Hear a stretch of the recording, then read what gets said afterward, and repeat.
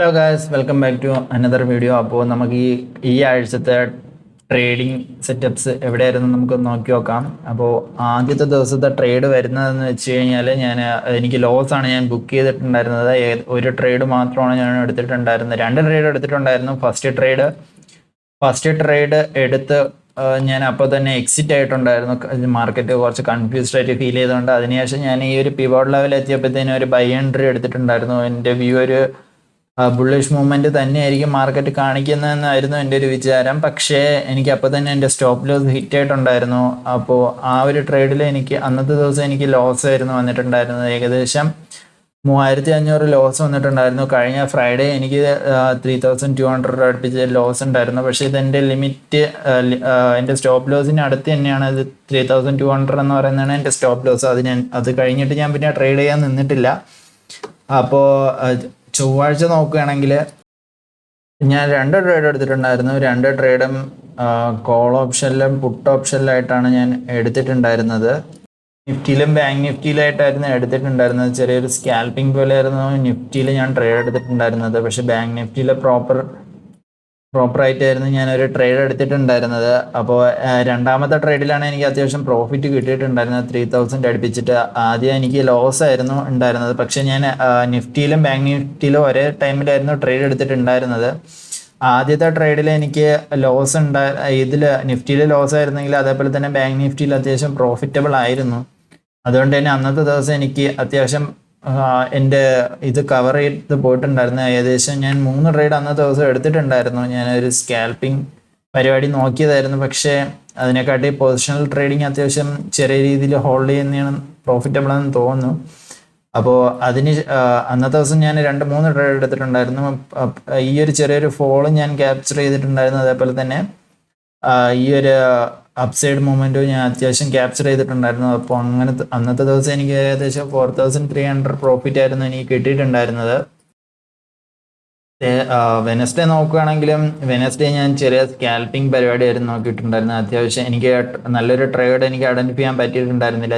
ചെറിയ momentum capture ചെയ്ത് ഞാൻ ഏകദേശം എനിക്ക് ആ ഒരു ദിവസത്തിൽ ഒരു 2000 റുപ്പീസിന് അടുപ്പിച്ച് പ്രോഫിറ്റാണ് ഉണ്ടായിരുന്നത്. ചെറിയ സ്കാൽപ്പിംഗ് മാത്രമായിരുന്നു ഞാൻ നോക്കിയിട്ടുണ്ടായിരുന്നത്. വലിയ രീതിയിൽ ട്രേഡൊന്നും ഞാൻ കൺസിഡർ ചെയ്തിട്ടുണ്ടായിരുന്നില്ല അന്നത്തെ ദിവസം. ഇന്നലത്തെ ദിവസം തേഴ്സ്ഡേ ഞാൻ 2 ട്രേഡ് എടുത്തിട്ടുണ്ടായിരുന്നു. ആദ്യത്തെ ട്രേഡ് എനിക്ക് ലോസ് ആണ് എനിക്ക് വന്നിട്ടുണ്ടായിരുന്നത്. ഞാനൊരു ഡൗൺഫോൾ തന്നെയായിരുന്നു ഞാൻ എക്സ്പെക്റ്റ് ചെയ്തിട്ടുണ്ടായിരുന്നത്. പക്ഷേ അത്യാവശ്യം നല്ലൊരു റീട്രേസ്മെന്റ് തന്നെ ഉണ്ടായിരുന്നു. ഈ 59,000 ബ്രേക്ക് ചെയ്ത ഉടനെ ഞാൻ ട്രേഡ് എടുത്തിട്ടുണ്ടായിരുന്നു. ഞാൻ കരുതത് 59,000 ബ്രേക്ക് ചെയ്ത ഉടനെ സസ്റ്റെയിൻ ചെയ്യാണ്ട് താഴെ വരും എന്നാണ് വിചാരിച്ചത്. പക്ഷേ അത് 59,100 പോയിട്ടുണ്ടായിരുന്നു. അപ്പോൾ എനിക്ക് അതുവരെ ഞാൻ ഹോൾഡ് ചെയ്തിരുന്നിട്ടുണ്ടായിരുന്നില്ല. എൻ്റെ സ്റ്റോപ്പ് ലോസ് ലിമിറ്റ് അടിച്ചപ്പോൾ തന്നെ ഞാൻ എക്സിറ്റ് ആയിട്ടുണ്ടായിരുന്നു അന്നത്തെ ആ ട്രേഡ്. അതിനുശേഷം ഞാൻ പിന്നെ വെയിറ്റ് ചെയ്തിരുന്നു. ഒരു റിവേഴ്സൽ സിഗ്നൽ കാണുവാണെങ്കിൽ ഒരു ട്രേഡ് കൺസിഡർ ചെയ്യാമെന്ന് കരുതിയിരിക്കുമായിരുന്നു. അപ്പോൾ ഈ ഒരു ലെവലിൽ പിന്നെയും ബ്രേക്ക് ഔട്ട് ചെയ്തപ്പോൾ കണ്ടിന്യൂസ് ആയിട്ട് ഒരു ഫോൾ എന്തായാലും കാണത്തില്ല എന്ന് എനിക്ക് ഉറപ്പുണ്ടായിരുന്നു. കാരണം തലേ ദിവസം നോക്കുകയാണെങ്കിൽ അത്യാവശ്യം നല്ല കണ്ടിന്യൂസ് ഫോൾ ആയിട്ടാണ് ഉണ്ടായിരിക്കുന്നത്. നമ്മൾ നോക്കുകയാണെങ്കിൽ മാർക്കറ്റിൽ എന്തായാലും സെല്ലേഴ്സ് ആയിരിക്കും അവൈലബിൾ ആയിരിക്കുക. സെല്ലേഴ്സ് അവൈലബിൾ ആയിരിക്കുമ്പോൾ അവരുടെ സ്റ്റോപ്പ് ലോസ് ഹിറ്റ് ആവാനായിട്ട് ചാൻസ് ഒരുപാട് കൂടുതലാണ്. അപ്പോൾ അങ്ങനെ മാർക്കറ്റ് തിരിച്ച് റിക്കവർ ചെയ്യും എന്നുള്ളൊരു ഐഡിയ എൻ്റെ മൈൻഡിൽ ഉണ്ടായിരുന്നു. അപ്പോൾ ഞാനൊരു ബൈയിങ് ഓപ്പർച്യൂണിറ്റിക്ക് വെയിറ്റ് ചെയ്തിരിപ്പുണ്ടായിരുന്നു. അപ്പോഴാണ് എനിക്ക് ഈ ഒരു ബ്രേക്ക് ഔട്ട് കിട്ടിയിട്ട് അത്യാവശ്യം നല്ല രീതിയിലൊരു എനിക്കൊരു ട്രേഡ് എനിക്കിവിടെ കൺസിഡർ ചെയ്യാൻ പറ്റിയിട്ടുണ്ടായിരുന്നു. ഈ ബ്രേക്ക് ഔട്ട് വന്ന ഉടനെ തന്നെ ഞാൻ ട്രേഡ് എടുത്തിട്ടുണ്ടായിരുന്നു. ട്രേഡ് എടുത്ത് ഒരു 10-15 മിനിറ്റിൽ തന്നെ എനിക്ക് എൻ്റെ ടാർഗറ്റ് അച്ചീവ് ആയിട്ടുണ്ടായിരുന്നു. സ്ട്രെസ് ഫ്രീ ട്രേഡായിരുന്നു അത്.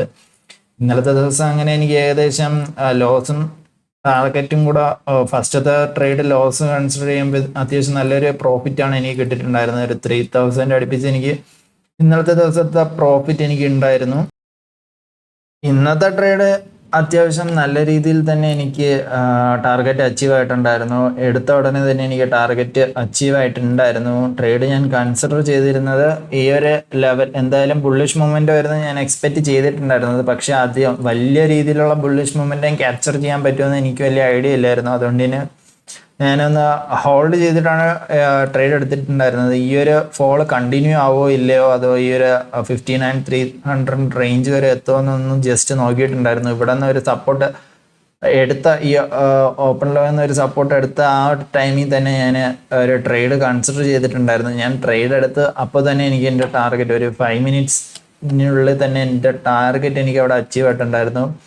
അങ്ങനെ ഇന്നത്തെ ദിവസം എനിക്ക് ഏകദേശം 5200 അടുപ്പിച്ച് പ്രോഫിറ്റ് ആയിരുന്നു. അപ്പോൾ ഈ വീക്ക് നോക്കുകയാണെങ്കിൽ ഏകദേശം ഇന്നത്തെ ട്രേഡ് കൂടെ കൺസിഡർ ചെയ്യുമ്പോൾ ഏകദേശം ഒരു 10,000 അടുപ്പിച്ച് എനിക്ക് ഈ വീക്കിൽ പ്രോഫിറ്റ് കിട്ടിയിട്ടുണ്ട്. കഴിഞ്ഞ വീക്കിൽ നോക്കുകയാണെങ്കിൽ കഴിഞ്ഞ വീക്കിൽ എനിക്ക് ഏകദേശം 5,000 അടുപ്പിച്ചായിരുന്നു പ്രോഫിറ്റ് ഉണ്ടായിരുന്നത്. അപ്പോൾ ഈ വീക്കിൽ എനിക്ക് അത്യാവശ്യം നല്ല രീതിയിൽ പ്രോഫിറ്റബിൾ ആവാൻ പറ്റിയിട്ടുണ്ട്. സാധാരണ എല്ലാ മാസവും സെക്കൻഡ് വീക്കാണ് എന്നെ ചതിക്കാറ്. സെക്കൻഡ് വീക്കിലാണ് എനിക്ക് ഏറ്റവും കൂടുതൽ ഹ്യൂജ് ലോസസ് വരാറ്. തേർഡ് വീക്കും ഫോർത്ത് വീക്കും റിക്കവറി വീക്കായിട്ടാണ് ഞാൻ എപ്പോഴും കൺസിഡർ ചെയ്യാറ്. അപ്പോൾ അടുത്ത ആഴ്ച അടുത്തതിൻ്റെ അടുത്ത ആഴ്ച അത്യാവശ്യം നല്ല ട്രേഡ്സ് കൺസിഡർ ചെയ്യാൻ പറ്റും എന്നാണ് എനിക്ക് എൻ്റെ ഒരു ബിലീവ്. കാരണം ബാങ്ക് നിഫ്റ്റിയിലാണെങ്കിലും ബാങ്ക് നിഫ്റ്റിയിൽ പ്രീമിയത്തിനൊക്കെ വളരെ പ്രീമിയത്തിൻ്റെ വാല്യൂ ഒക്കെ അത്യാവശ്യം നല്ല രീതിയിൽ കുറയും. എന്താ വെച്ച് കഴിഞ്ഞാൽ അടുത്തതിൻ്റെ 2 ആഴ്ച കഴിയുമ്പോഴത്തേനും എക്സ്പയറി ഡേറ്റ് വരുന്നതുകൊണ്ട് തന്നെ പ്രീമിയത്തിൻ്റെ വാല്യൂവിൽ അത്യാവശ്യം നല്ല റേഞ്ച് വ്യത്യാസം വരും. ഇപ്പം തന്നെ 700 ആയി. അടുത്ത വീക്കിൽ ഒരു 500-400 റുപ്പീസിൽ അത്യാവശ്യം നല്ലൊരു ഓപ്ഷൻസ് ബൈ ചെയ്യാൻ പറ്റും എന്ന് തന്നെയാണ് എൻ്റെ ഒരു വിശ്വാസം. അതേപോലെ തന്നെ ഇനിയും ഒരു അപ്സൈഡ് മൊമെൻറ്റം തന്നെയാണ് ഞാൻ എക്സ്പെക്ട് ചെയ്യുന്നത്. 60,000 ബ്രേക്ക് ഔട്ട് ചെയ്യും എന്ന് തന്നെയാണ് തോന്നുന്നത്. എന്തായാലും അടുത്ത ആഴ്ച നോക്കാം. വേറെ വലിയ ന്യൂസൊന്നും വന്നിട്ടില്ലെങ്കിൽ എന്തായാലും അടുത്ത ആഴ്ച പിന്നെ ഒരു 60,000 ബ്രേക്ക് ഔട്ട് നമുക്ക് കാണാൻ കഴിയുന്നതാണ് എൻ്റെ ഒരു എക്സ്പെക്റ്റേഷൻ. എന്തായാലും ഞാൻ ട്രേഡ് എടുക്കുന്ന സെറ്റപ്സ് ഞാൻ ജസ്റ്റ് ഒന്ന് എക്സ്പ്ലെയിൻ ചെയ്തു തരാം. ഞാൻ കൺസിഡർ ചെയ്യുന്നത് 2 ഇൻഡിക്കേറ്റേഴ്സ് മാത്രമാണ് ഞാൻ എപ്പോഴും യൂസ് ചെയ്യാറ്. പോരാത്തതിന് കീ സപ്പോർട്ട് ലെവൽസ് ഞാൻ എപ്പോഴും മാർക്കും ചെയ്തിടാറുണ്ട്. ഞാൻ ഉപയോഗിക്കുന്ന ഇൻഡിക്കേറ്റേഴ്സ് ഒന്ന് പിവോട്ട്സും അതേപോലെ തന്നെ വേറൊന്ന് RSIയിൽ ഏകദേശം ഞാൻ ട്രേഡ് കൺസിഡർ ചെയ്യുന്നത് RSI വാല്യൂ ഒരു 50 അല്ലെങ്കിൽ RSI വാല്യൂ ഒരു 30 ആ ഒരു റേഞ്ചിലാണ് ഞാൻ എപ്പോഴും ഒരു ബൈ കൺസിഡർ ചെയ്യുന്നത്. അതേപോലെ തന്നെ സെല്ല് കൺസിഡർ ചെയ്യുന്നത് എപ്പോഴും ഈ ഒരു 80ക്ക് അബവ് വരുമ്പോഴാണ് ഞാനൊരു സെല്ല് കൺസിഡർ ചെയ്യുന്നത്. അതേപോലെ തന്നെ ഏത് മാർക്കറ്റാണെന്ന് നോക്കിയിട്ടായിരിക്കും എപ്പോഴും ട്രേഡും ചെയ്യാറ്.